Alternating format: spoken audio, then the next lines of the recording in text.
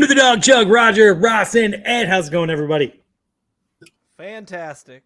It's good, man. I got something that just happened recently. You want to hear this? That company put us on GPS, all our vehicles. All right. So Monday, I get this thing. They put it in. It's attached to our phone through an app. So I drive home like I'm 85 years old. Because you want to set like a batting average. You want to come out and hit 450 in April, so that by the time September rolls around, you're like 270 if you're worth your weight. So it scores you on a scale of 1 to 100. You keep a score, it keeps track. So I'm driving. I get home. Hey, I'm in a dump truck, right? I'm not in my little cruiser that I drive for work. I'm in this big dump truck, and they're talking Flacco and the Flacco Warriors. And I'm getting upset as I'm driving, and this thing's monitoring my driving. And so my 100 perfect score, way down, boys, way down. It went way down. I said I can't listen to sports talk while I'm in my work truck because I get too crazy, and it affects my driving, and my acceleration and my braking was all. So I might have to give up sports talk while I'm driving to work, and that's the only reason I go to fucking work, is so I can listen to. If it wasn't for that, I wouldn't get out of bed. Wow. You're feeling it life when you get emotional from those fucking idiots on the sports talk radio. Well done, Roger. Yeah. Hey. You.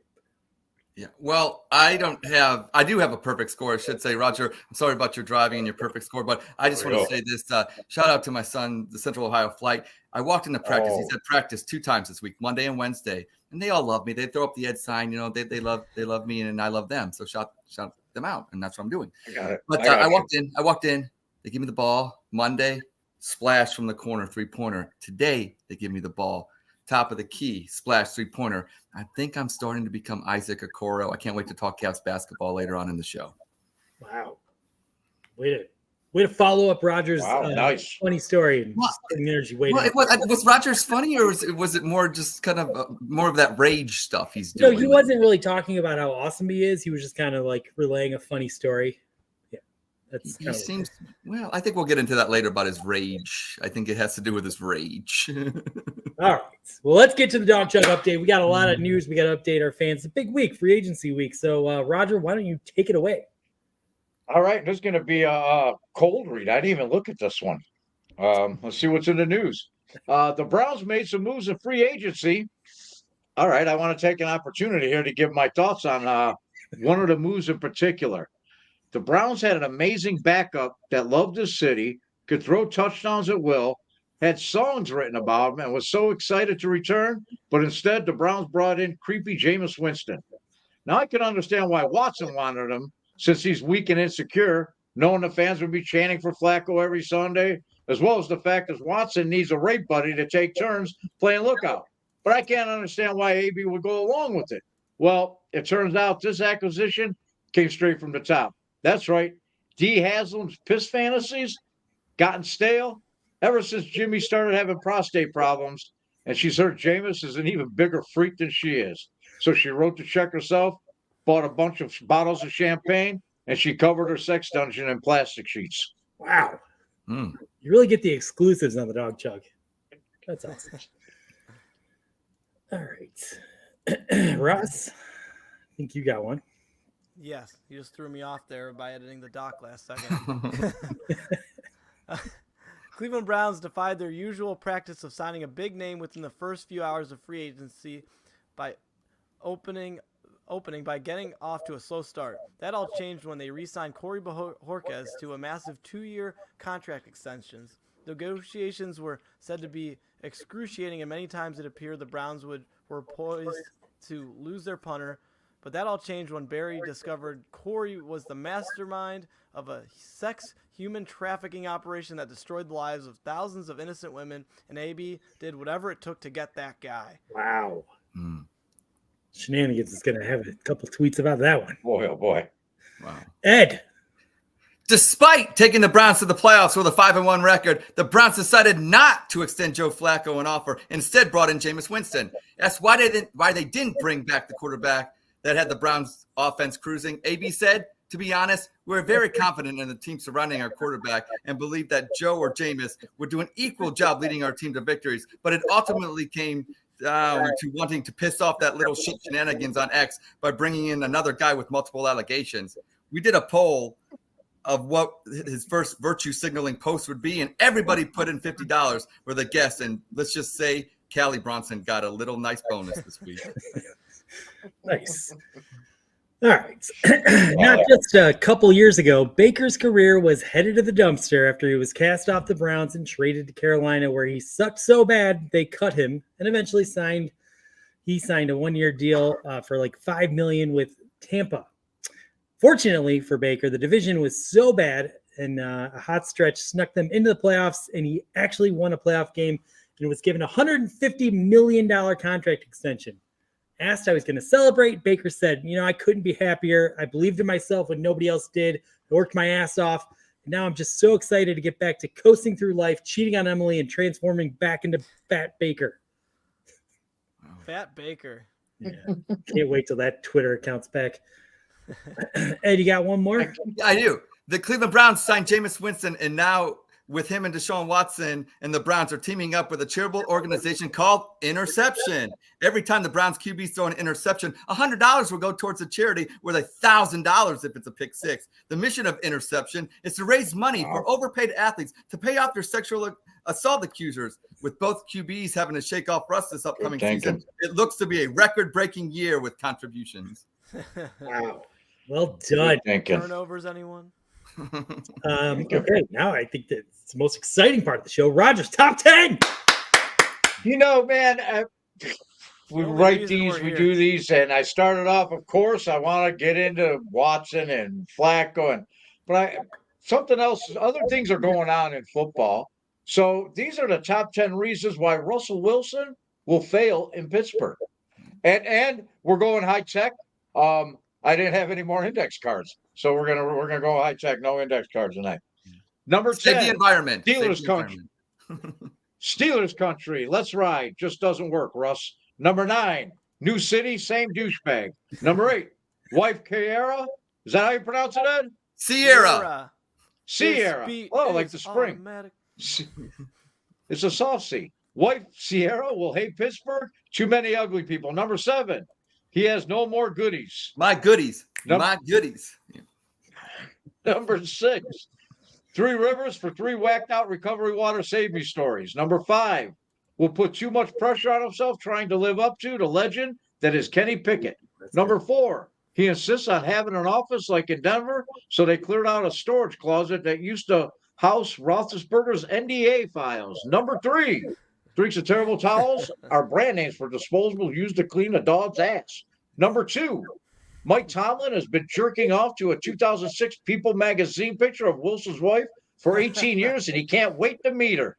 Wow. Number 1, you know what? Fuck Russell Wilson and fuck the Pittsburgh Steelers. Go Browns. All right.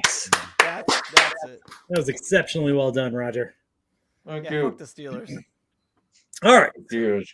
Well, I hope everyone appreciated the news. You got a lot of exclusives.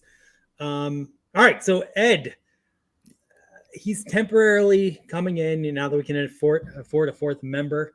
But we're not sure that Ed's the right guy. So, every week we're bringing on someone to battle Ed for that 4th seat. So, this week we've got a very formidable opponent that I think you're going to finally lose and be off the Dawg Chug. I'd bet on it if I were you. I'd probably bet that way. So, welcome back to the Dawg Chug. Good friend of the show, Noodle. What's going on, man? What's up? Not much. Love what you guys have done with the green room. Drink selection is classier than the last time I was there. Thanks, man. We put effort in. Thank you for noticing. Hey, when we left Network 216, our budget went from minus $10 an episode to minus 20. So we're spending all that our cash on you. So. First of all, why do you think you're a better fit for the Dawg Chug than Ed? I mean, the Dawg Chug's a Cleveland talk show, and Ed doesn't live in Cleveland. Can't be bothered with living in Cleveland. There's plenty of room here. We're not kicking anybody out. I mean, if we were, Ed would be the first to go, but too many potholes. There are a lot of potholes.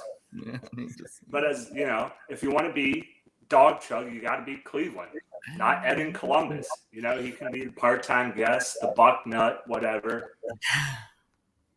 He's got his fan club with the 6th grade basketball team down there in Columbus. 7th and 8th graders. 7th and 8th graders.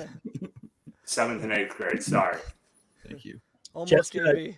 Jessica pointed out that she thought she did a great job when she battled that. And to be clear, you did do a great job. We offered you the job and you told us to go fuck ourselves.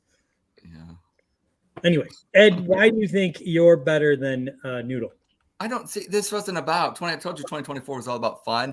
I think this is fun that you keep bringing in people, but I keep coming back every week. So Andy, you know what? I always told you at the end of this charade or whatever you want to call it, I am going to just keep showing up until you say no or block me or do something else. But you know, I'm having fun. Noodle is a quality opponent. We're going to have a fun show tonight, and I can't wait to be a participant in your shenanigans. And I want to say this. We went green on the top 10. We went green with the no index cards. And also, I'm glad you brought up Jessica. She was a decent guest. We love our women on the Dawg Chug. So yeah, I'm glad we're. And I want to respond to something you said. I can't block you. Roger has said he'll quit the show if I get my wishes and you're out. I love Roger. He has endorsed me, and I can't wait. I'm taking bullets. He's taking bullets for you. Well, Roger, we'll get into this later, but I think you're also distributing those bullets. I'd say sometimes preemptively a lot lately. You know what? I want to say hello to. I didn't get a chance to say hello to Noodle, and I do have to say this, Ed. Yes. The last time Noodle and I spoke, we were standing alongside Ross's kick-ass tailgate, eating smash burgers. Okay. Because we're in Cleveland, in the Muni lot, hanging out. Guess who wasn't there? People from Columbus. All I'm saying. Well, so all I'm saying. And let so, the record show he is a work Michigan fan. You are a Michigan fan. You got to, and he walked from like Tremont all the way to goddamn Muni lot for Christ's sake. Oh my I mean, gosh. that's commitment. Hopefully he was hydrated. I was like, hey, how'd you get here? Where'd you park? He goes, I walked. I was like, where do you live? He's like, I don't know. I live on the south side. I'm like, yeah, I just, I'm like, man, that's dedication, Ed. You got to pick up the. Damn. slack. Okay. All right. Coming in hot tonight. Seeing you again, Noodle. That was a great afternoon. All right. Well, I want to give Noodle the opportunity to talk Cleveland sports here so everyone can vote if he's doing a good job. Everyone's a little bit concerned about the Cavs. I know they're winning big tonight, or maybe they've already won big tonight. But why don't you give us kind of your take of where you see the Cavs season ending and how they're going to do in the postseason? Everyone's very interested, and you have great basketball takes. Well, the lights were too bright last year, but you only get to use that excuse once. The lights can only be too bright one time. After that, you got to be used to it. I think they will this year. Tristan's coming back from his steroid suspension here next game, so we'll get some front court help. Hopefully Mobley comes back soon. But it's a similar story to the Browns. The more adversity they face, the more they win. Sam Merrill he's hitting threes again tonight, so he's back. And hopefully Eastern Conference Finals. That's got to be the minimum this year. Wow. Yeah, I would agree with that. Do you think Mobley and what's there? Allen? No, Donovan Mitchell. The other one. Okoro. The point. No, this Okoro. Darius. Yeah, I said that. Darius Garland. Garland, do you think those two guys are capable of taking the next step, or where do you view them? Because they haven't been looking so hot lately. Yeah, it'll be nice to get them playing together again. They've been kind of off and on, hurt, healthy this whole year, it feels like. And they've got some time to hit their stride now going into the postseason. But I think they complement each other nicely. Donovan tends to be more the fourth quarter guy. He can take over whenever he wants to. And Darius seems willing to kind of take a back seat when Spider decides it's his time. And Darius is good enough that if Spider's off, he can take over. He can create his own shot. As good as any point guard we've had, really, with the exception of Kyrie. All right. And then if Mitchell is, let's say, more injured than we think and isn't available for the playoffs, is it over? Like, can we still win a round, or? Might be able to get out in the first round without Donovan, but I'd say that'd be about it. Yeah, we'd have to Yeah, he's having a special year. redo our expectations. All right. Well, that was pretty good answers. Ed, how did you think you did there? I mean, he answered them correctly, and like I said, I'm here for the fun. I mean, he answered them how a guest should come on with knowledge of his team, the Cleveland Cavaliers, which is the team we all love. But I mean, if you ask me, going into it, if how I would have answered it, knowing that you judge everything I say, Andy, whether or not I'm vying for a 4th seed or even on my previous tenure, I always felt that unless I gave a dynamic answer, you were always going to downplay it. But at least I know if I made you crack a smile, I got you for at least 5 seconds. That was weird. Thank you. Vote for Ed? I don't know what to He asked me how it was a great answer. He answered it conceptually correct. I don't argue with any of his points. Look at the tie that I'm wearing tonight, guys. I'm not in it for just, I'm going to be have a little fun and be flamboyant tonight and have some fun here. All right, Roger, you love Ed. You love Noodle. So you could be objective here. Yes. Who's killing it tonight? Who's having the better night? Man, I've right up to this point, I got to go with the Noodles.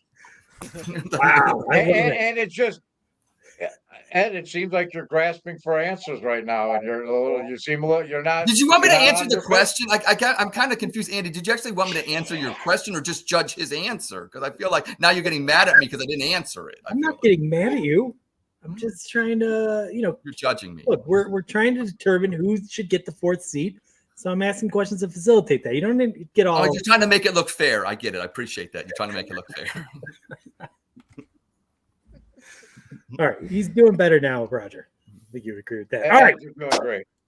Why don't we move it along? We have had a big week, so let's go right to Spit Sip Chug. I think this is going to be fun. Yeah. Let's see here. We're gonna do a little differently. We're gonna start with me this week. Roger, what? I'm gonna let you. Should I let you sip? Ed, should Roger be allowed to sip today?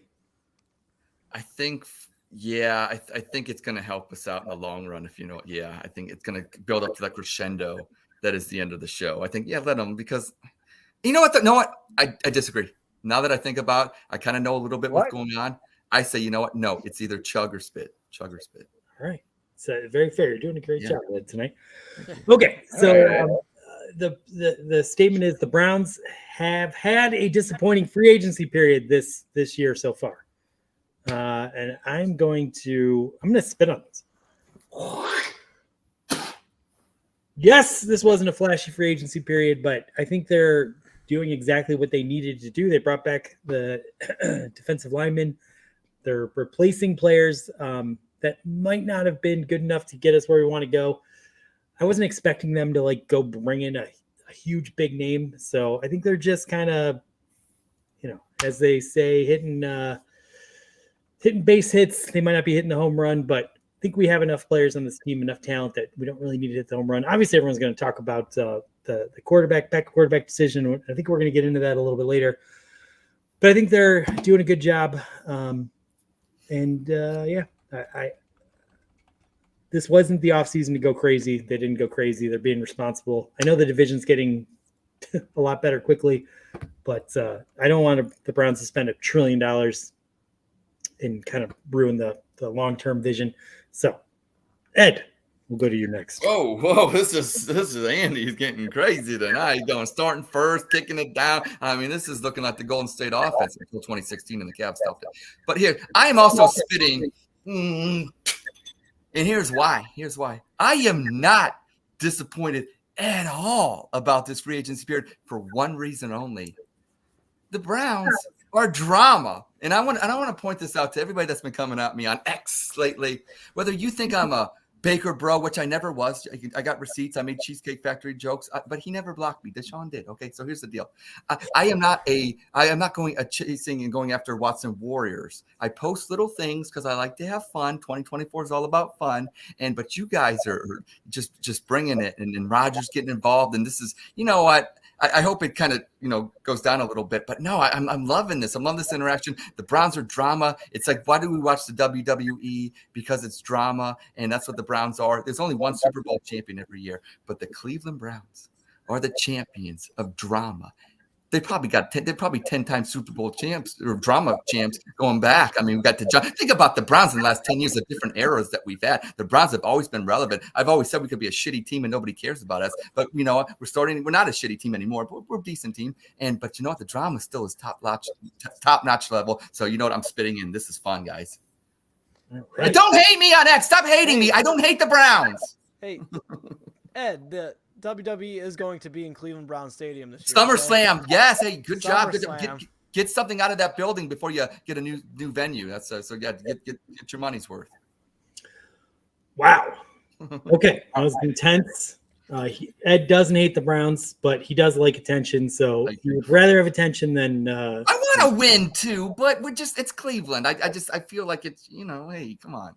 When the Browns win, what is that? How does that help Ed get more follows and likes? Doesn't so? I'll spin it in some. I'll spin it in some way, shape. I'll take credit for it probably. All right, Noodle. What do you think about the free agency period? Are you chugging? Or sorry, if it's disappointing, are you chugging on it's disappointing, spitting, or sipping?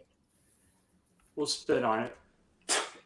I mean, I like the signings. I think Judy's extremely underrated wide receiver. That's a trade, but whatever. We're lumping him in with free agency. Sure, absolutely. If you're a type of team that has to make a big splash in free agency, you weren't in a good spot going into free agency. No one ever talked about who the Patriots were signing in free agency when they were winning Super Bowls. We were talking about what the Browns were doing in free agency right before we were getting ready to shit the bed the next year. So the fact that we're just making solid signings right now, flying under the radar, that's fine with me. I like who we're bringing in. Jordan Hicks, got to give a shout out there, GMC guy. Lakota West, but still GMC. So I like it. All right. Love that, Russ. Yeah, I'm going to have to spit here.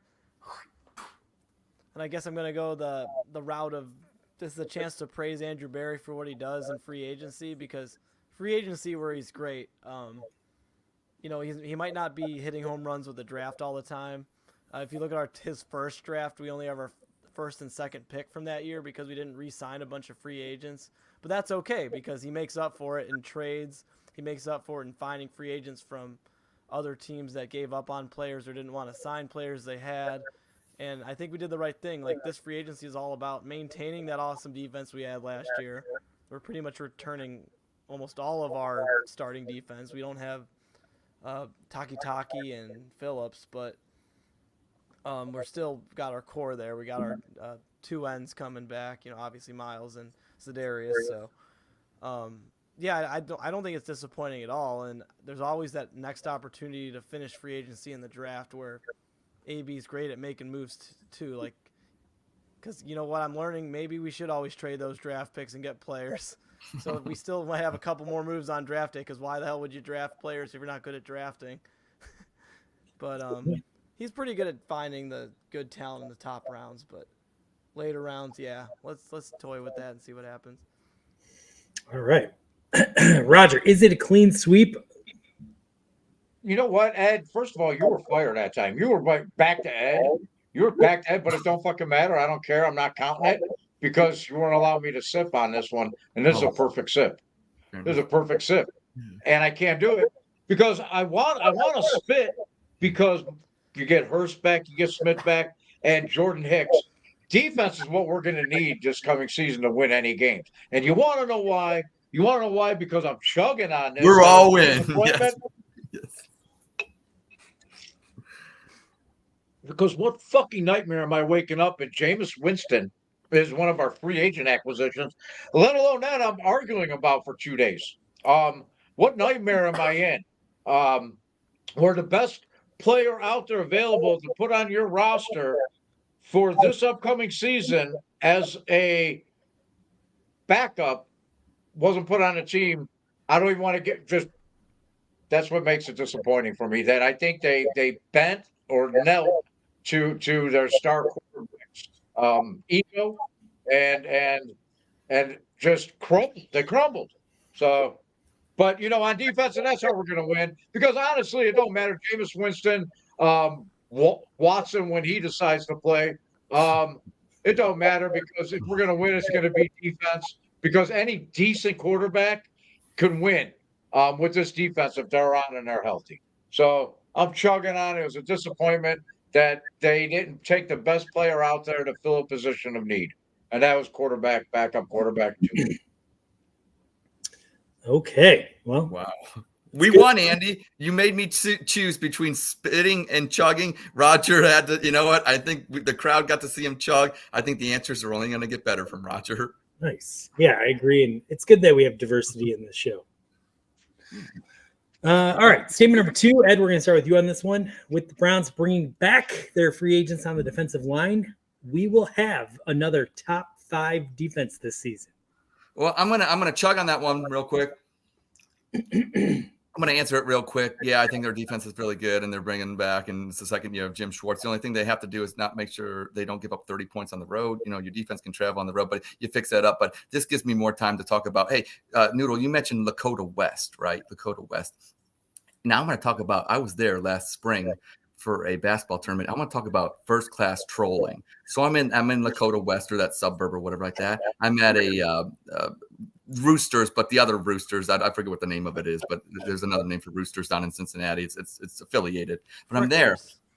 What is it? Frickers or something? Frickers. It's Frickers. I was at a Frickers in Lakota West, and I'm there, and on what they're showing, they got a big Bengals Bud Light thing, okay, big, and underneath it they got a game on, and guess what game it is? It's Joe Flacco leading the Jets over the Browns, and then this is what they're doing in Bengals country. So when they act like they're your friends on X, and you're teaming up with Bengals, dude, because you're going after Steelers person or Ravens person, remember this: at the end of the day, they ain't got you back. Nobody's got you back but Browns fans. So stop fighting with each other. You know what I'm saying? And because we got other people to take care of, that's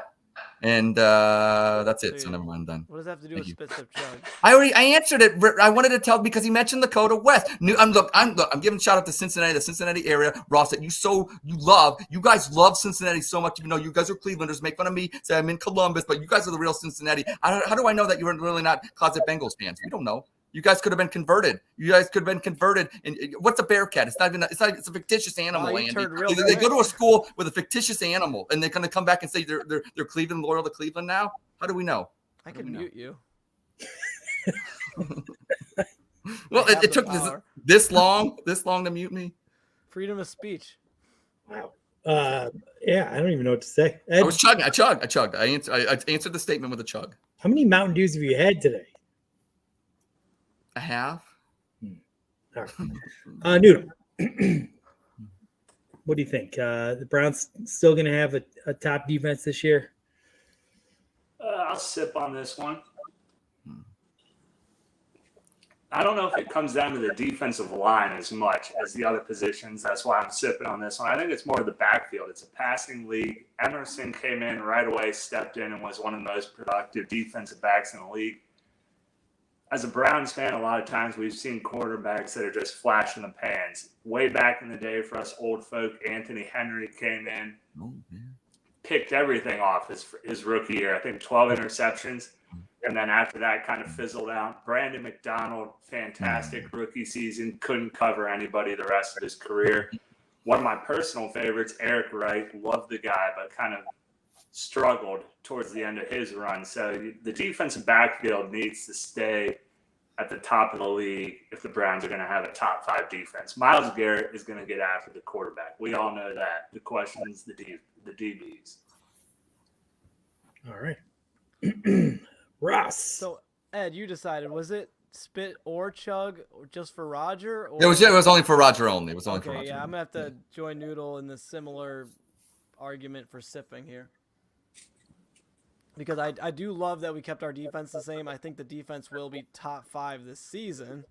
But will it be because of the defensive line? Not necessarily. It's going to be because our secondary is going from, young players, rookies, to experienced veterans. It seems like they use the term veteran now after you play like 3 years.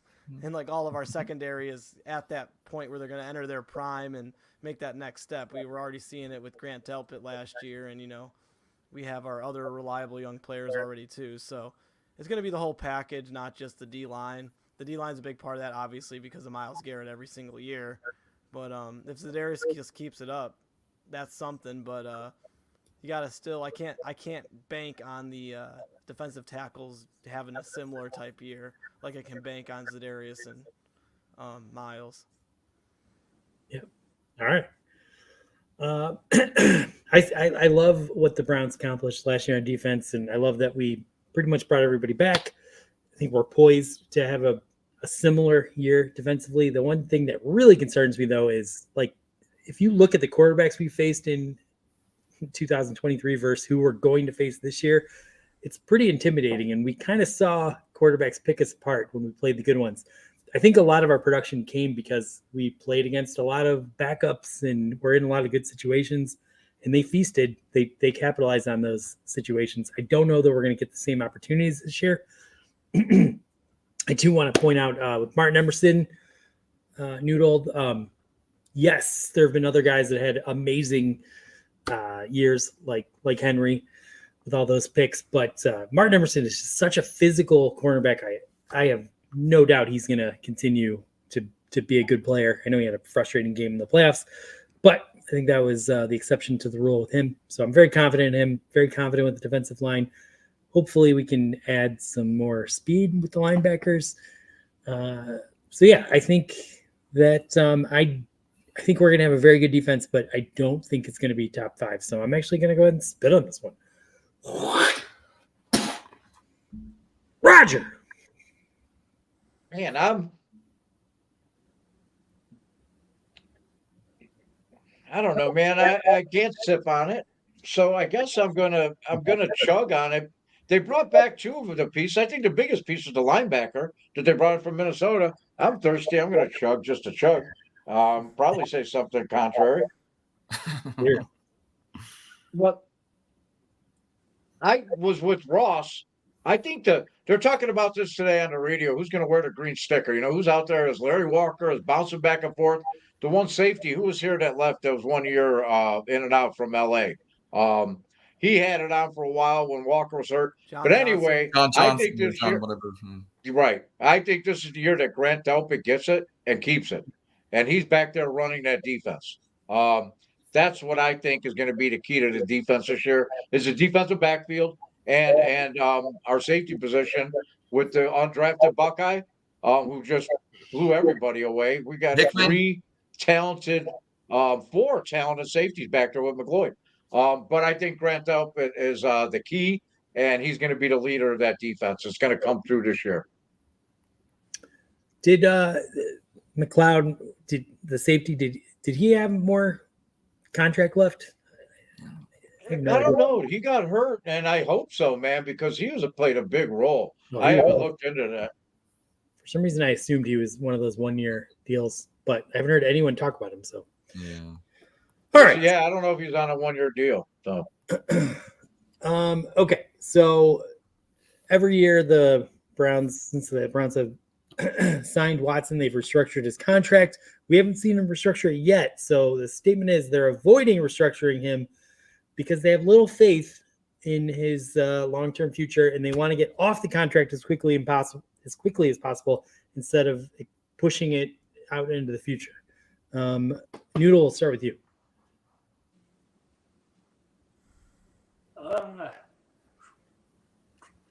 I don't know.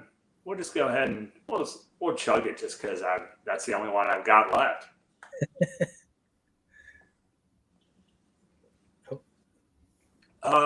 From what we've seen, I think there's got to be some doubt in your mind. He hasn't set the league on fire. He hasn't wrecked the league, as a former bust of ours would say. And he's been injured, which was a worry coming in.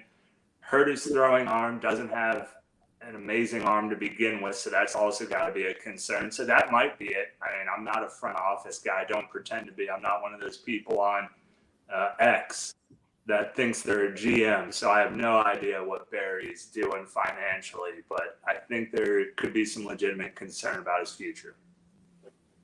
Yep. All right. Russ.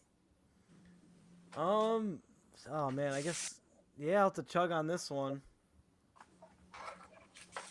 because they're doing this for a reason. I mean, Andrew Barry's the restructuring king and does it when he has to, and he's probably saying, "Oh crap, I'm really not going to make any big splashes." There's a chance. I don't think it's going to be a Russell Wilson situation where we just spend $40 million and have it go to no one. Like, we're still going to ride this contract out and use him as our starter. But paying him off earlier is always going to help us in his final year. So yeah, just do it if you can. And currently, our cap's in decent shape. We're like -3 million, which is nothing in the Andrew Barry world. That's like pennies for him. I mean, we could be like -20 and we'd figure it out. And obviously, the number one place to go is Watson contract. But right now, it's looking all right, and I got faith in Barry, and I think I have less faith in Deshaun. So I gotta chug on this. Very fair. Roger. I'm happy again. I'm chugging. I'm going to go to sleep thinking about this, and it's going to make me smile before I fall asleep tonight. I'm chugging. I'm like, they already fucked up once, and they know that because of what the Texans are doing with all the draft picks they gave them. And just what else is happening around the league and what Baker's done and what Flacco rolled off his couch and came in here and did. And they haven't seen that in their $230 million investment. Nothing even close to any of it. So they are holding. That's just me. I hope so. I like Andrew Barry a little bit more now again. If this is his plan. So, all right. Yeah. Chug. Let's go. Hold off. Don't give him any more money. You already fucked up once. Do it again. All right.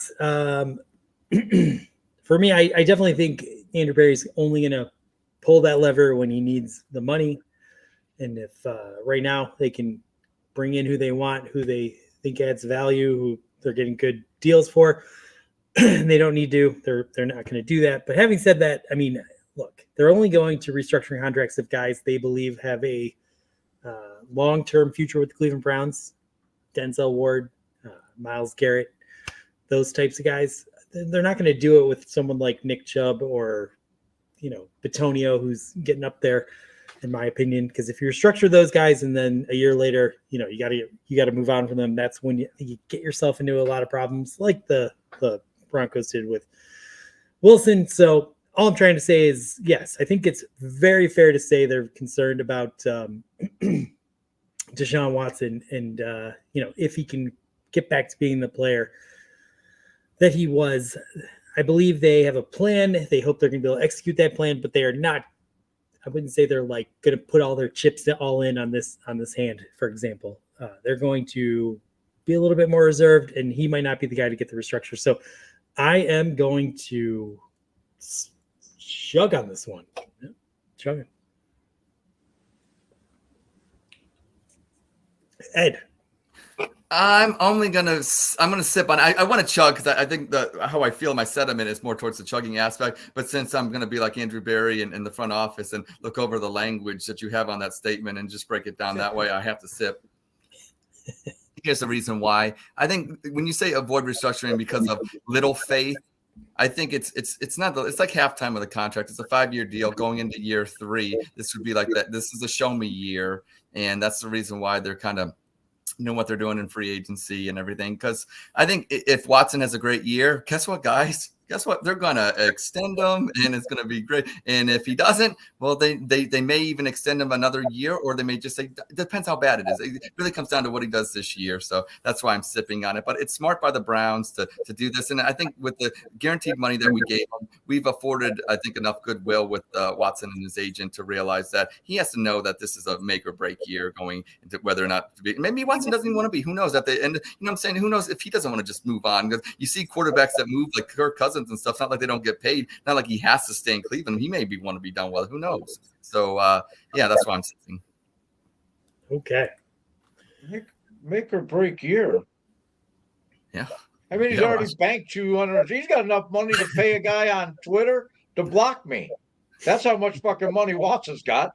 He don't need extensions. Fuck, he's paying a guy to block a 55-year-old fat plumber that don't like him. Block him on social media. That's how much money he's got to throw around. All right. Well, Andy, let's just say one thing. Of all that spit, sip, chug so far, Ross pointed out that in the NFL, it takes 3 years to be considered a veteran. We're going to be 3 years into this whole show podcasting thing. We're going to be veterans, Andy. We're going to be pros. I don't know if you have 3 full years. multiples. If I add up the surface time, does that count? Yeah, Ed, you're at like I think you were on 28 episodes. Yeah, but Well, yeah, if a we player got gets some work to do. suspended, Got if some a work to player do gets here. suspended for a year, it's still considered 1 year of their career, right? Yeah, that was. So- We'll have to talk about the language. Once again, the lawyers might have to get involved with this If one. you do get the 4th seat officially, me, Roger, Ross, we're vets for sure. Okay. You're still in arbitration. Fair enough. But that'll be in something else we'll haggle over with on the show. Can't wait. All right. Statement number 4. Let's see. I think Ross, we're going to start with you on this one. Oh boy. I'm interested to see what Roger thinks about this one because he is very good with baseball. But Ross, see what you can do. If the Guardians pitching stays healthy all season, they will hit the over for regular season wins, which currently stands at 78.5 wins. Oh man, this is tricky because usually I'd bum off Roger a little bit, like he bums off my Cavs takes. Yeah. I know he does it on purpose. I think. I'm gonna have to chug because baseball is hard, like Roger says all the time. And if you're healthy, being healthy is really hard to do. And if you check that thing off your list of just having healthy players, you're in for a well over 78.5 wins. Not because of the batters, but because of having this healthy pitching staff. It's going to be incredible. Like if we would have had a healthy pitching staff last year, we had a shot at the playoffs. I mean, we had so many starters out between Tristan McKenzie and Shane Bieber. I mean, just those two alone get you some automatic wins you missed out on. Well, even if your hitting doesn't show up. So, yeah, healthy, more so for the pitchers than the hitters. Obviously, I think our young hitters are going to just naturally get better with the experience. They were ahead of schedule 2 years. They slumped a little last year. But, we'll make up for that with healthy pitchers. Hell yeah, we're winning way over that. All right. Real quick, Drew in Brick City does point out that Ed, you were on like 5 podcasts, which is unmatched at this table. That's true. You do have a lot more experience doing other podcasts, but on the Dawg Chug, Don't worry about it, Andy. Drew, I appreciate you sticking up for me, but the shame that my family gives me for actually being on those 5 podcasts at one time, I didn't win any brownie points at home. So yeah, maybe it's okay, Andy. I'm going to roll with your decision. Maybe we'll just let that one go. It's one of those fake commenters from China or Russia, I think, that was watching the Dawg Chug just for campaigning Ed. I don't know. Drew is one of the only people posting comments on there. I love Drew. We've always loved Drew. Friend of the show. Thank you for being such a fan. It's making Dawg Chug great again. Everyone else out there watching, please post in the comments. That gives us energy. Roger, Guardians. Oh, hold on. I gotta get another beer. I got the Conway Irish Ale for St. Patrick's Day. You have a great. Where we at here? Hey, you know what? The Conway's Irish. I really never buy this, so I thought I'd get it. I'm going with Ross. I'm chugging. Ross knows baseball. He knows baseball's hard. He knows that the Cleveland Guardians, the Cleveland baseball is built on starting pitching. You need a starting pitcher, you come to Cleveland and find one. The hitting will come around, like Ross said. I'm excited for this year. I have them going over 500 and winning 82 games. So absolutely, I'm chugging on the 78.5. Here's the only thing that's going to trip us up. Chicago's got a new ballpark right in downtown Chicago. That's a big thing for a city, for a ball club. It gets amped up, gets juiced up. It can be exciting, and they may be riding a high if they get on a win streak at homers. It's the only thing that can stop the Guardians from winning this division again is the White Sox and having a non-White Sox year. And but I have a lot of hope for the Guardians. I've been paying attention to spring training, so yeah, starting pitching. If all of them stay healthy, definitely going to win well over 78.5 games. Well, you said they were going to win 82. That's like a little bit over. I said well over 78.5. That was what you gave me. I can't. Hey, I don't write them. Didn't you say I have them well over 500 this year and they're going to get 82 wins? I didn't say well over 500. I said they'll be over 500 right, with 82 wins and they'll go well over to 78.5. Well, yeah, I know it's just barely over, but I right. didn't want him to. Sorry, I don't mean to argue semantics. No, you're making me do math. I've already had 3 beers. All right. Yeah, this is kind of a lame statement. I should have done a little better on this one. At the end of the day, I think any team that has healthy pitching is probably going to hit their over.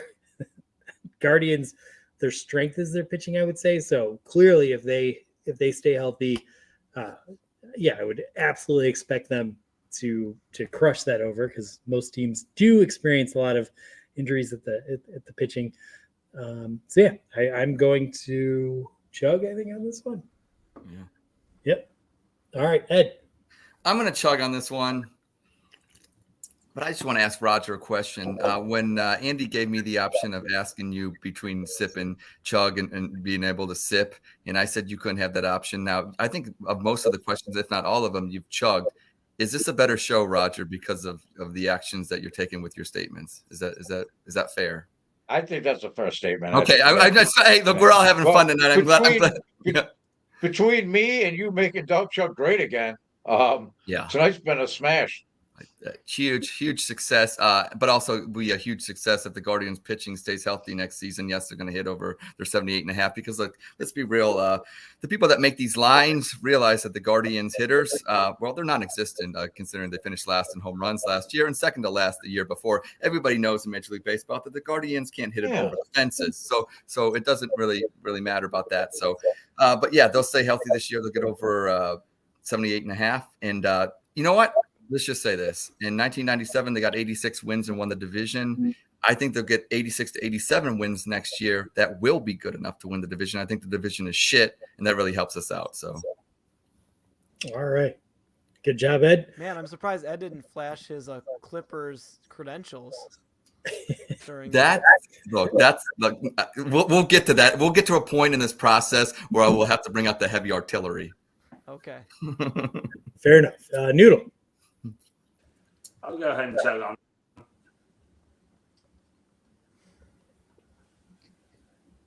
For the millennial population that grew up going to the Jake in 95, 96, 97, Cleveland baseball is built on pitching is still a very weird sentence for me, even though it's been that way for the past decade plus now. Grew up watching the Tribe hit taters out there. But yeah, I think healthy pitching, we're over 78 wins this year. I think the hitting will come along. I think Bo Naylor is going to take a big leap this year, and I think that's going to be big for the lineup. Hopefully his brother can stay healthy, and, Hosey's going to do his thing. So, yeah, as long as Bieber and if Sticks can stay healthy, I think even more than the whole rotation, you keep Sticks and Bieber healthy, and I think they're good. Love that. So that would be amazing if the Naylor twins do well. Yeah, we're going to be in good shape. All right. We're going to go to our final statement. We'll start with Ed on this one. I want to start with you. I want to finish with Roger. I want to hear what he has to say. I think this is going to be a spicy one. Jameis Winston is only here because Deshaun Watson wanted him and didn't want Joe Flacco. Ed. I think I'm going to have to chug, and it might make people mad, but hear me out first. Hey, this is why we're giving you time. Okay. I think deep down, if you ask Deshaun, and I don't think people are saying it's because Deshaun Watson is fragile and he doesn't want the Flacco drama and stuff like that. Look, he is not from Cleveland, Ohio. He moved his family and whatever to Cleveland, Ohio to the first job. This is a job to him. So for him to not want Flacco here is almost understandable. It'd be like you at your job, if deep down you didn't want a certain coworker or something to be at the same level. It's all right. That's being a human. So I think when Stefanski and Barry or whatever went out to LA, I don't think it was just non-football. You don't think they talked about football. I mean, come on, let's be real. If you're going to. So I think there was sentiment that. I don't think Deshaun said, don't get Flacco, but they probably knew that he didn't want him. And if they could get another option, and that's why they chose Jameis Winston, they were going to go that route. I think a lot of fans are fighting, and what I'm saying, and it's like people would rather have Flacco. I would rather have Flacco than Winston. But it's because he did it last year. He took us to the playoffs. You can't argue the 300 games. Like, I don't know, maybe Winston would be better, but I've seen Flacco do it in a Stefanski system. I've seen Stefanski make Baker look really good. I've seen Stefanski make Kirk Cousins look really good. Stefanski really does, and maybe he'll do that with Winston, but I've seen him do it with Flacco, and I'm getting older, and I just want to win, and I would rather take the proven commodity with Joe Flacco, knowing that if our season is successful anyways, it's going to come down to Watson. I'm not stupid, so I don't know why people have to fight about it on X. We all agree that if Watson gets hurt, okay, but here's the thing. I think Flacco could still lead us to the playoffs if Watson got hurt. He proved it last year, and I think to discredit him and saying that he couldn't do it again this year with this team, it's supposed to be better, is just being disingenuous because you're afraid you're being attacked. Watson Warriors, you're not being attacked by anybody that wants Flacco. Stop thinking that. You automatically go into that mind frame, and then you piss Roger off, and then it becomes a mess. Oh my God. I'm gonna go next on this one. Yeah, it's a loaded question, loaded statement. Sure. But first of all, he made PJ Walker look good to a certain point. I'm just responding to what you said, Ed.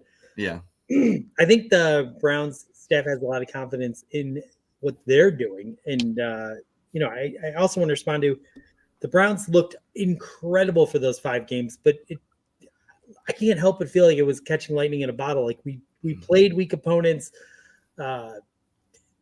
Some of those throws, I mean, it just felt like I have this feeling if Flacco played 5 games for the Browns this season, it might not look anything like the last season. I can't quite shake that. The interceptions are usually a problem when we throw them.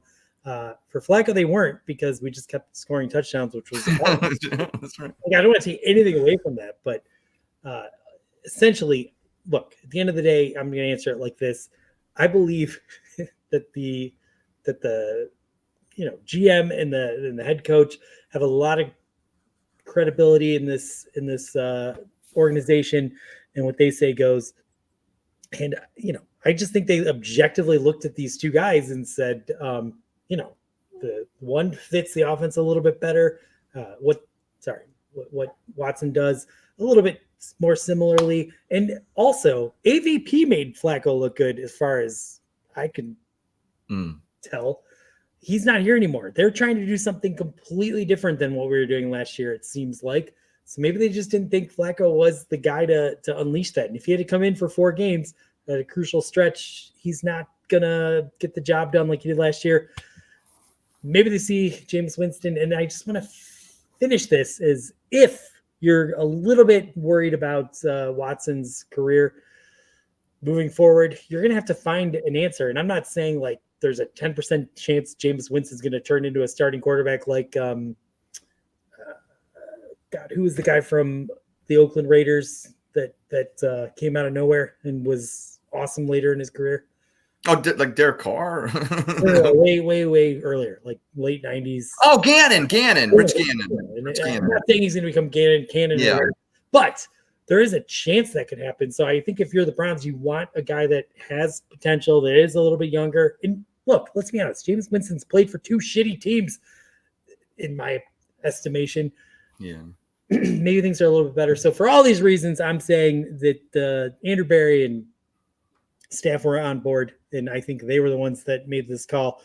Sure, Watson was probably up into it. He probably liked it, but I don't think they would make this move if they thought, this guy's going to be a bum. Their jobs are on the line, so I'm going to go ahead and spit on this one. Sorry for the long-winded answer. I had a lot to say. It's emotional. Noodle. Yeah, go ahead and chug on this one again.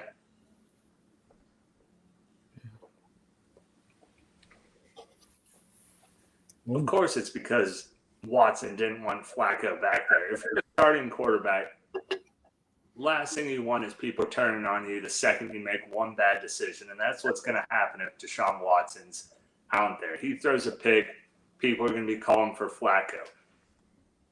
If, unlike Ed, you lived in Cleveland and went to the games last year, you would have noticed that there were more Flacco jerseys in the stands coming down the stretch than there were Watson jerseys. He already had more fans here. People would have just been waiting on an excuse to chant for Joe Flacco. I've already said Flacco fever was actually more real than COVID was, so I understand the severity of it was all over. Yeah, I get it. But more importantly, I think pandemic.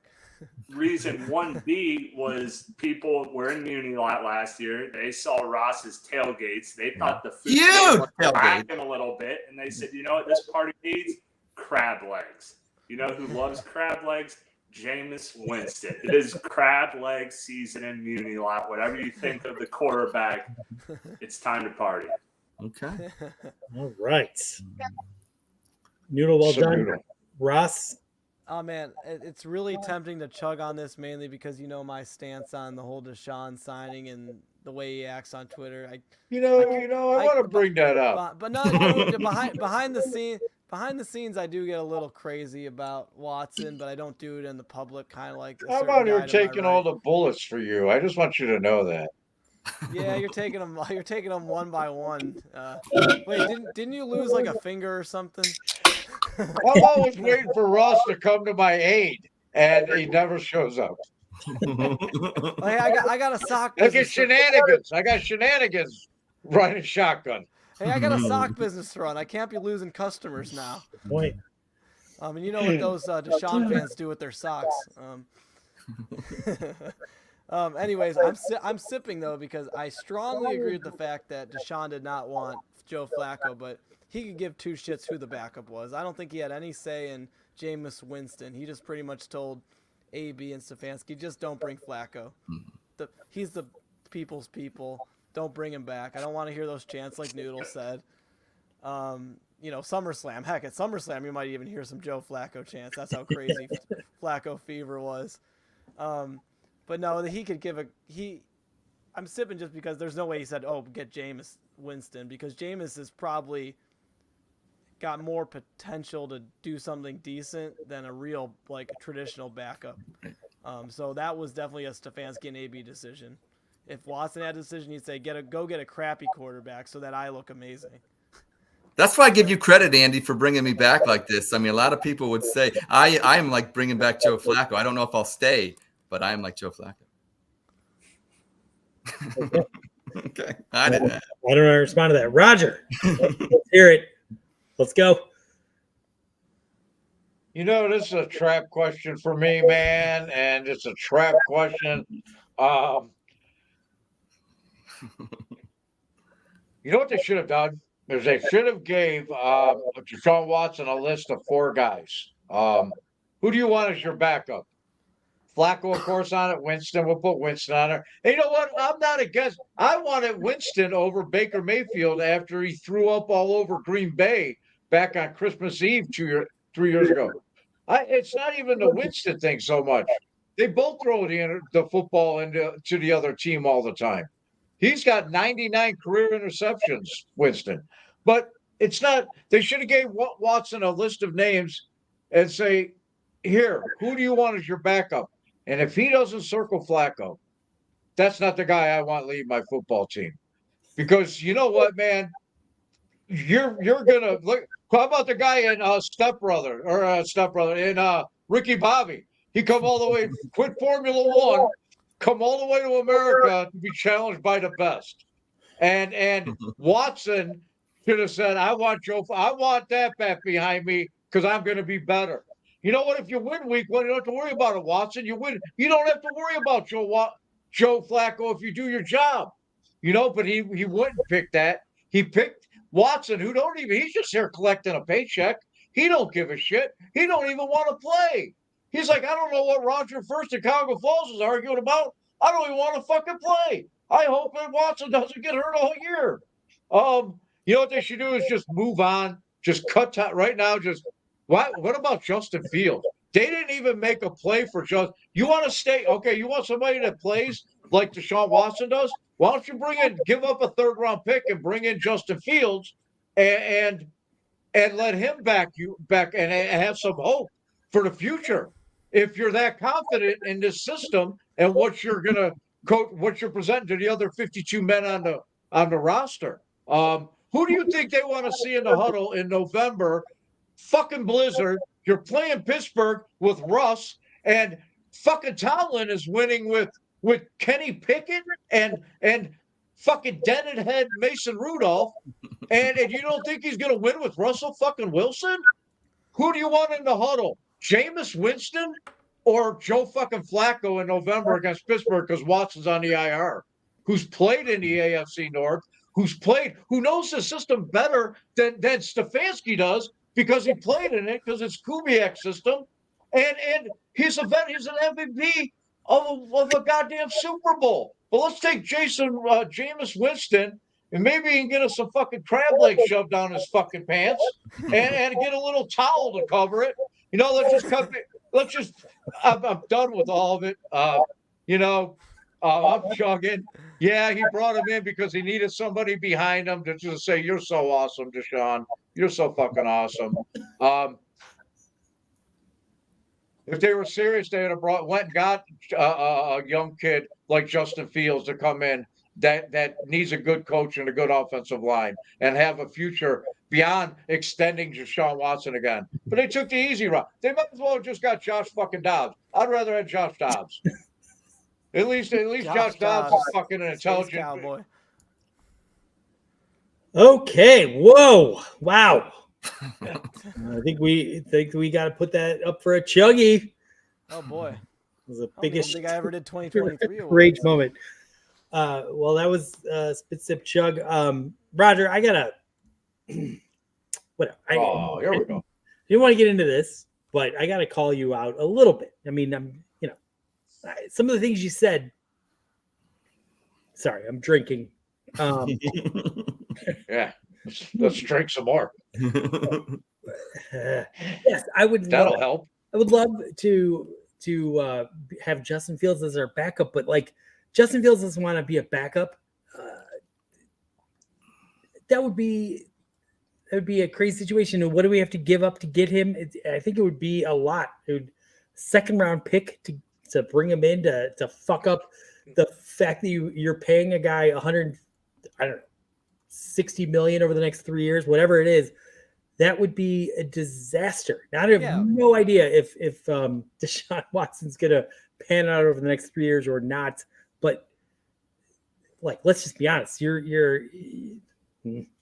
There's no reality where I know you like Justin Fields and it would be awesome if you brought him in. If that was possible, fine, I would pull that lever. But it's just not. You're like, that doesn't make any sense. So can you respectfully? I think we just need to give him this year and hopefully things pan out. If not, I'm gonna be right there with you. I'm gonna be beating the drum. We got to do something. This is literally his last year of nonsense that I'm gonna tolerate. I think or back to you. I think you're in denial, Andy. You've been living in denial and you're younger, and I get it. And Ed said it earlier. He's getting older. Well, I'm 55. I'm already older. I don't want to keep sitting around and waiting for Deshaun Watson to decide to start playing fucking football. I think you're in denial. And listen, man, like I said, he's got people. He's more interested in what I'm saying on social media. And he's paying people to come and hunt me down and block me. I argue with one of his mouthpieces, and the Deshaun Watson account blocks me. That's the guy that you want to win a Super Bowl for you. It's just okay. Well, listen. Yeah, respectfully, he didn't block you. Some fucking moron blocked him that thought he was doing the right thing. But you have to admit you're kind of becoming an annoying poster. Like, you have been retweeting 70 things. I was trying to find one of your tweets the other day, and I literally had to scroll through 1,000 fucking retweets. And it's gotten to the point that I hate to break it to you, but I've been drinking. I did mute you from my feed because it don't matter because you're never on social media. You know, if you mute me, what's it matter because you're never on? You don't come on social media. You're not on. You're not in the pits, in the trenches, fighting with me. So you don't respond to people in chats. And if it's not a Chug video, we don't see you. So. You know what, Roger? I gotta side with Andy here. You're turning into the next Elf Man with the amount of retweeting you're doing. It's kind of sad. Thank you, Andy. I got to point something out too. I can't let you guys get away with this. You had mentioned, Andy, about you would beat the drum if Watson didn't have a good year. You'd be right there with Roger. First off, we don't have a drum in Cleveland. We're called the Guardian, so stop being that way. And Roger, you said the trenches. You said the trenches. There ain't no trenches with the wars you're fighting. It's called the thumbs. It's the thumbs, okay? I don't know if there's any trenches. So I want to point that out to the audience. There's literally no drums to be beat and no trenches that are dug for these wars. Thank you. We put poor Noodle in the middle of this. Who's off base here? Am I way off, Noodle? Am I insane? Am I as crazy as they make me out to believe? The trenches were usually your mind. From what I've heard from people in 1919 and 18, there's some wild times in there, and you just gotta do what you gotta do to get that yard, 10 yards, whatever it takes. One foot over the next. But I was out there battling when Hugh was running this thing, and we were losing every week, and I'm in the trenches with Nick Carnes, and we're fighting the war. And Andy, he's just in Bainbridge having a beer, chugging a beer, and posting a little video, and then he's gone. Well, look, that's fine, Roger, but sorry that I have a life. I have a lot going on. I can't be on social media every fucking second. Whatever. I'm sorry. I'm not trying to attack you. It's just, you're always like arguing with people and like attacking people's positions. And we're in this polarized fucking country right now where that's all everyone does. Like, can't you just like let people think what they think and respectfully tell them what you think without it being like a shit show? I mean, yeah, you got to fight everyone. You got to fight everyone, Roger. Tell them where they live. Hold on. I understand you don't like Watson. Go on. Continue not liking Watson. That's fine. I have no problem with that. In fact, I appreciate that because at some point I'm probably going to be proven wrong that he has a chance to come back. And again, I'm not even like a fan of Watson. I've been frustrated just like you have, but you go on not liking Watson. But you sit there and act like, I know this guy doesn't fucking care. He's just taking the money, blah, blah, blah, blah, blah. Like you say these stupid fucking things. Every time I cringe when I read it. You have no fucking clue what drives Sean Watson. So just, state your opinion as an opinion. Don't act like an asshole. But nothing drives him. And you know what? It's not even, it's the question that he took the money, and what challenges him. If he wanted a challenge or what proves himself or what drives him, then have somebody behind you that pushes you. Not that's a yes man, and have your friend. Somebody said on the radio because they're friends. Well, it's your job. Who gives a shit? My bosses are going to hire Ross or one of you guys to come work with me if you don't know what the fuck you're doing just because you're my friend. You know what I mean? And he skips it. He's just a prima donna, man. He skips the Senior Bowl. He made it public. He didn't want to come here. He wouldn't play for our staff. It's just hold on. Everything about him is fine. Okay, he skipped the Senior Bowl. You brought this up before. I never said anything. You do realize when he fucking left college, he was a junior, right? And at that time, they didn't allow juniors to go to the Senior Bowl. So he actually didn't skip it. He was ineligible for it. So it's just one of those other fake news things that he's fighting unfair. Roger, he's not fighting fair. He's using facts. Don't let him use facts against you. It's not fair. Not fair. That's fake news. There's a whole thing about it. Yeah. He could have played with Hugh Jackson, and he personally called Hugh Jackson and it's what. Now I think you're juggling time frames there, but.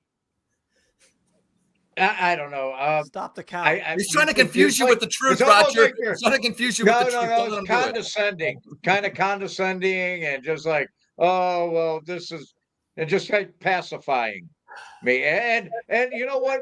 Like I said, you're never on social media, but that's what we do, man. That's what it's all about. You casuals come strolling through every once in a while, and like Nick Carnes want to hug everybody like fucking hippies, and everybody wants a hug in, and let's all get along on social media. It wouldn't fucking exist. I don't need you to blow smoke up on my ass. I want to argue with you. I don't need a fuck. I don't want to get along with you. I got to get along with everybody out here. I want to go on there and argue. Let's fucking argue, man. Let's talk sports, and that's what it's all about. I grew up with Jeff Sindelar. I grew up with Trevisano. Man, let's fight. Pete Franklin. You guys don't even know. What do you? It just. I'm at the end where I don't know, Andy. All right.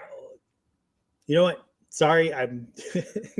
I feel like I needed whatever. I've been seeing your tweets. They've been irritating me. I've been drinking too much, and I lashed out. I'm calm down. You're allowed to think what you want to think. I'm allowed to think what I want to think. I want to know what Ed thinks. Ed is. What do you think about everything? I know you must be drinking because you asked my opinion on something. So I appreciate that. So, but here's what I got to say. I got Roger's back 100% because he endorsed me. Roger's always been down for me. And I'll say this about Roger. He comes from a good place. He comes from the heart, and sometimes I think a lot of times people go on X and all these other social media platforms and they're fighting because they got an agenda. I really believe, whether you believe in Roger's opinions are right or wrong, I believe they come from a true place. That true place is winning for the Cleveland Browns, Cleveland Guardians, Cleveland Cavaliers. And it may be different than your opinion, but I still think it comes with the whole fact. At the end of the day, forget the names. It's all about the team and the city of Cleveland winning. And, also too, Andy, I think it's quite evident that any guy that has my face on Godzilla and makes Edzilla, I just want to shout that out, is that is next level winning over. And I can even overlook the Michigan blue that he's got in the background. OHIO, let's go. All right. That proves what I'm trying to say, Roger. When Ed is in your corner, when he agrees with what you're saying, you're wrong 100% of the time. Polls have shown that, Roger. Polls have shown Andy is actually correct in this scenario. You're the voice of reason. Okay, so obviously picking fights on Twitter is ridiculous, like just throwing up the fisticuffs, but arguing back and forth, totally cool. I'm not going to stop Roger from speaking his mind, going back and forth with people. It's kind of why Roger has a following. He actually replies to people and he likes their stuff, even when he disagrees with them. But calling people out for fights and retweeting so much that it's almost as annoying as an Ed Dance video, that's like... Look what they're doing to us, Roger. Look what they're doing to us here. During Andy's argument, I thought about it. I might consider muting you, Roger. But I know you're going to keep retweeting me anyway, so it's kind of a weird balance I got to deal with. So yeah, if I were appreciate you, Ross. Ross, I got to do the retweets because I get paid for it. Yeah, I know. And I don't pay you, so I don't know why you're doing it. But I'll retweet you though, because you're my guy. You're my guy. I'm going to retweet you. But that's my stance. Worst case, I'd give you a mute if you're getting out of control, Roger, but I will freely unmute you when I'm like, you know what, I missed that guy. All right. All I'm trying to say, and I'm sorry I'm getting so out of line. Roger, I do apologize that I'm getting out of line. I didn't mean to offend. We do this dumb show to make people laugh, right? And to make people laugh, we're going to poke fun at everything. We're going to go over here. We're going to go over there. We're going to make, jokes that the Watson Warriors suck. We're going to make jokes that Watson sucks. Like, we hit it all. And I just want, everyone associated with the show to go out there, and be positive ambassadors and to try and keep things light and be fun and not to go attack people. And I don't know. I've just been I've been reading some of the things you've been saying, and it's it makes me cringe a little bit when I see, emotional meltdowns, screaming at people, wanting to fight people. Hold on. Let me finish. You've got young boys, and I know you're a great father. Be better. Set the example to them. Keep it together. See, here's what. No. Because my boys know their old man ain't gonna put up with no shit. See, yeah, got some soft millennial dad that's gonna be like, oh, don't argue with nobody. They know their old man's gonna say, hey, they're gonna fucking check somebody. Number one. Number two, I don't know who put you in charge of anything, but I am on here doing my thing, having fun. But I'm out there doing all the legwork on social media because that's what it's all about. There's generating more people by getting into the debates, speaking your mind. Not just hugging everybody. And I don't know, man. You come in and on Wednesdays write some porn with speaking. You might want to like Google Pornhub or get some help or something. I don't know, man. But I'll read that shit for you, and I do my thing. So I don't criticize anything.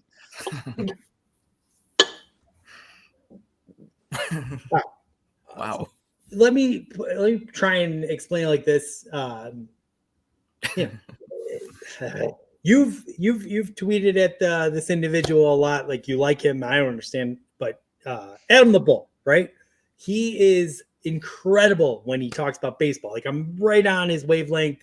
Like he's saying things that I agree with. Right. Then when he More talks baseball. about the rest of sports, I Right. don't know what the fuck you're like. You just have the worst takes, and you're just. I don't know. I think what you need to do is, let the grown-ups talk and do a little more listening. You know what? I didn't want to say it. I wasn't going to go here, man. But this isn't about football. This isn't about Watson. It's not about Flacco. It's not about you've been bent out of shape for over a week. You've been ever since I argued with Jeff Lloyd.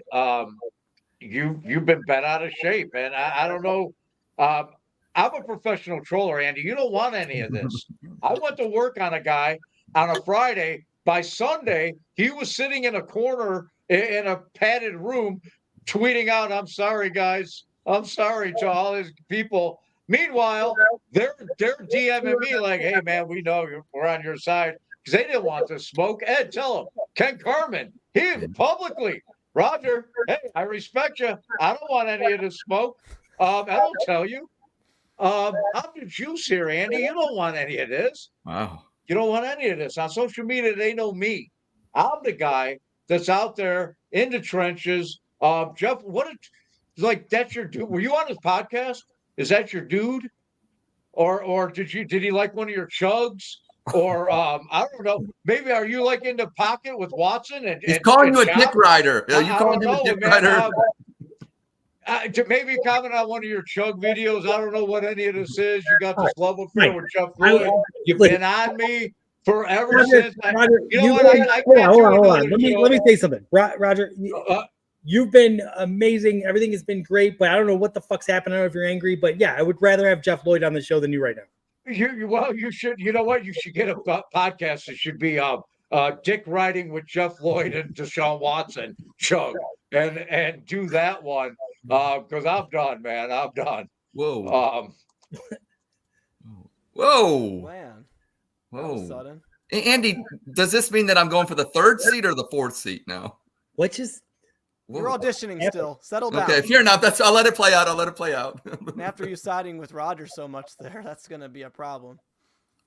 Well, look, guys. If I put my allegiance and go a certain way, does that help me get in? If you know what I mean.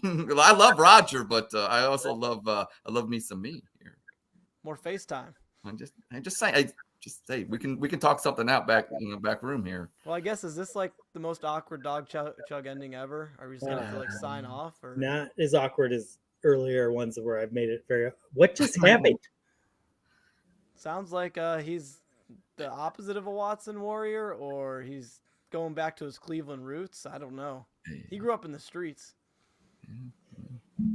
That's just the way it is. That's how you. We're gonna have to stay tuned here. I don't know what's going on in Dawg Chug Nation here. Oh my god. Yeah, what part of Cleveland did he grow up on? Like West 60? Made it clear. Yeah. Noodle, what's your initial thoughts here? What do you think we're in now? 3 and 4. I'll let you be 3. I'll be 4. I don't care as long as I'm. It's like the college football playoff this past couple seasons. I just want to get in. Next man up. I'll be. Yeah. All right. Fair enough. All right. Fair enough. I love you, Roger. Hopefully everything goes good, and I got your back, homie. Hey, Andy, we'll talk about this later. Oh my god! I just texted him. What just happened? We were having like a fun discussion, and then he just fucking bailed. Was I? Fun, Andy. Fun's a funny word. Fun is a funny word. Was I out of line? You pressed some issues. You pressed. Look, he was coming at me. Look, when we decided he was not going to be able to sip on Spit Sip Chug, and basically he chugged the whole time. What did you expect? Okay, it's Ed's fault. It is my fault. I'll take it's my fault. Honestly, We're gonna talk to Roger. yeah.